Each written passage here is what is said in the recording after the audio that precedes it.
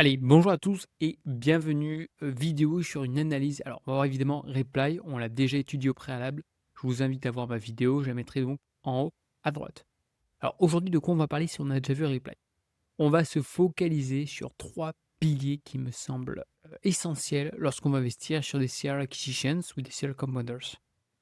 Encore une fois, ça reste mes critères. N'hésitez pas à me dire dans les commentaires si vous avez d'autres critères de ce type pour, encore une fois, sur les sell acquisitions. Je suis tout à fait preneur. Sur ce, on est parti.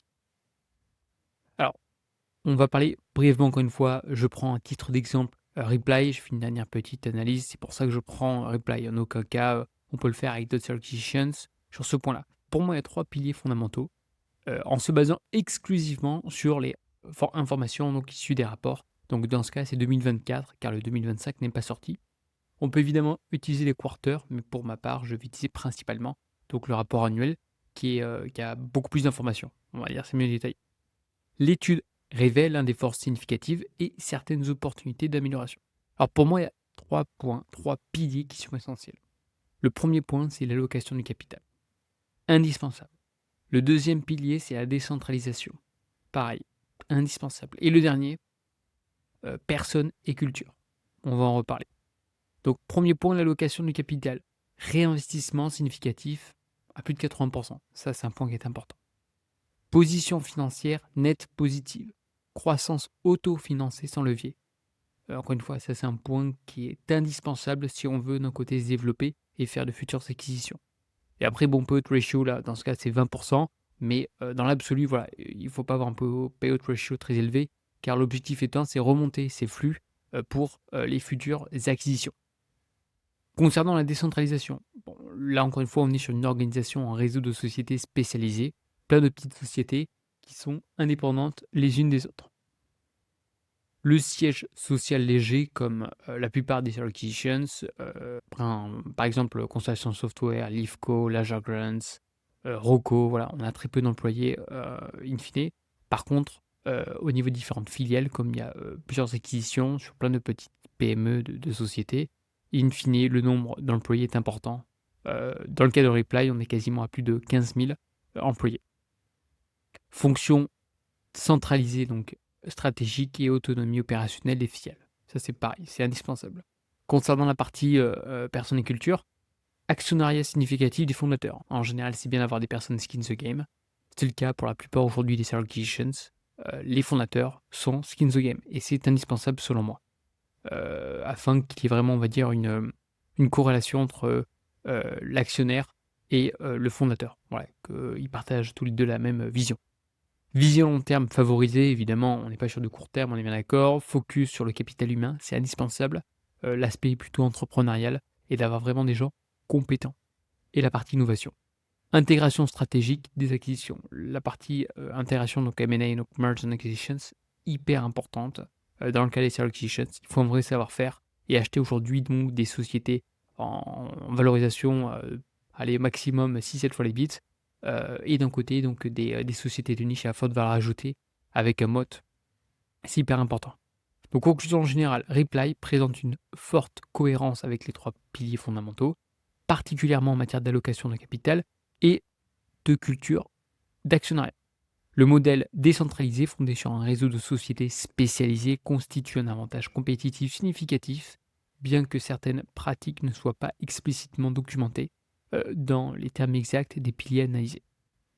Si on va un petit peu plus loin, donc le groupe Reply, je vous renvoie encore une fois à ma vidéo, hein. L'objectif étant, c'est qu'on rentre absolument pas en profondeur sur cette société, c'est juste à titre d'exemple. Donc on est sur une société italienne spécialisée dans la conception et de l'implémentation de solutions basées sur les nouveaux canaux de communication et de médias numériques. On a vu les piliers stratégiques, c'est quoi? C'est l'innovation et l'investissement en R&D, donc recherche et développement, culture d'entreprise axée sur l'expertise technologique, et une croissance autofinancée et position financière solide. Ça, c'est extrêmement important. Quelques indicateurs, on verra, mais surtout pour moi, les free cash flow qui sont importants à analyser.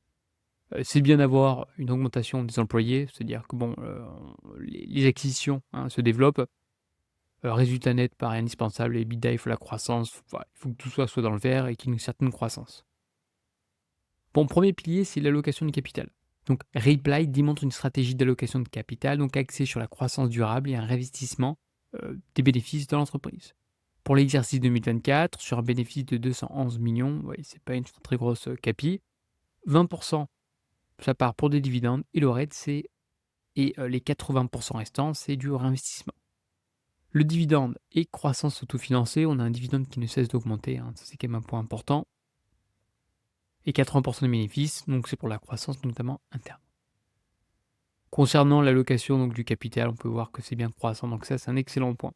Point fort du pilier numéro 1, c'est-à-dire concernant l'allocation du capital. Donc position financière nette positive, oui.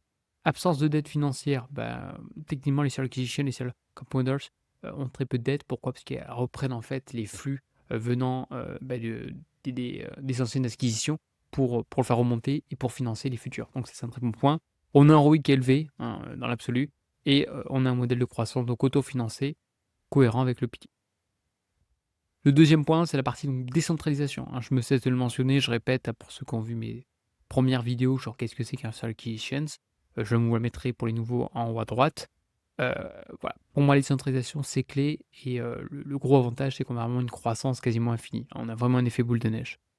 Donc Reply opère selon un modèle donc organisationnel en réseau composé de sociétés spécialisées dans des processus d'application et technologies spécifiques, agissant comme des centres d'excellence. Donc le rôle du siège, c'est à peu près le même rôle, hein, pour tous les types de sociétés, parties acquisitions. C'est la coordination et l'opération et gestion de technique. Administration et finance et marketing centralisés, hein, pour encore une fois réduire le coût. Encore une fois, ça peut varier en fonction de chaque société. Gestion centralisée de la trésorerie et direction et contrôle des filiales via des fonctions clés. Le siège emploie seulement à peu près 250 personnes sur un total de quasiment plus de 15 000 employés, c'est moins de 2%. Et en général, ces personnes au siège s'occupent de la partie donc merchant, qui est hyper importante. Autonomie et responsabilité locale, donc on est sur une société hautement spécialisée sur un domaine d'expertise, avec un système de planification et une partie justement de budget qui va être structuré, qui est même indispensable. On a une évaluation des performances comparée aux objectifs, encore une fois, en fonction des différentes sociétés. Et une organisation en segments d'activité basés sur les zones géographiques. Et donc l'objectif, c'est qu'on a un Reply au milieu, c'est le siège social. Toutes ces sociétés réparties en fonction des zones géographiques remontent, encore une fois, des flux de trésorerie. Et Reply redispatche et continue de se développer. Les personnes et la culture, ça c'est hyper important. Donc leadership, fondateur et actionnariat. Bon, là on a une personne, le président CEO, c'est bien de regarder depuis combien de temps ils sont, très peu de turnover en général. Les fondateurs détiennent quasiment 41,9% hein, des actions fin 2024. Mario Risente, 37,8% via une société. Et la personne est skin the game, donc on a vraiment une forte implication des dirigeants comme actionnaires significatifs. C'est important d'avoir la même vision, hein. Encore une fois, lorsqu'on investit, peu importe, en bourse, pas bourse, c'est bien que, encore une fois, nos intérêts convergent vers le même objectif. On a une rémunération qui est alignée avec les objectifs. Bon, évidemment, on a une partie fixe, on a une partie variable des dirigeants. Bon, EBIT 58%, Total Shareholders Return on a 26%, on a le CFO 8% et la partie ESG 8%.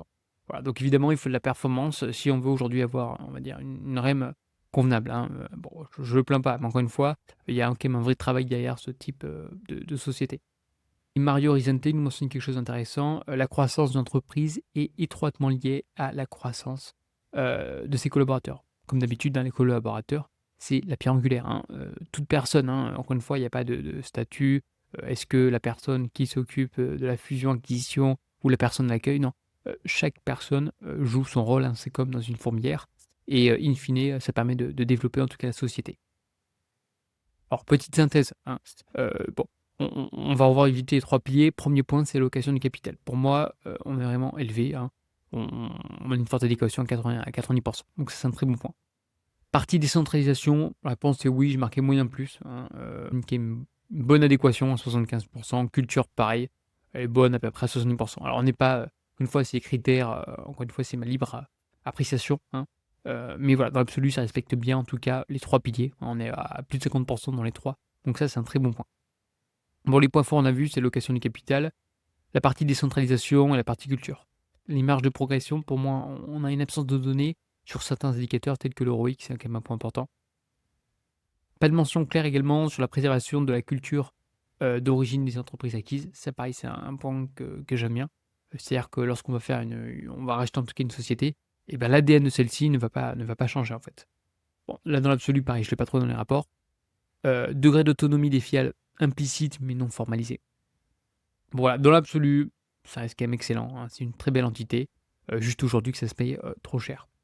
Donc Reply, présente une forte corrélation avec les 3 piliers, particulièrement en matière de location de capital, hein, où le groupe excelle avec une politique de réinvestissement à 80. Le modèle du groupe soutient les principes de la décentralisation et de la culture d'entreprise. Pareil, c'est hyper important. Franchement, à chaque fois, avant d'investir dans une entité, une seller acquisitions, pour moi, ce sont vraiment les 3 piliers. À chaque fois, à garder en tête.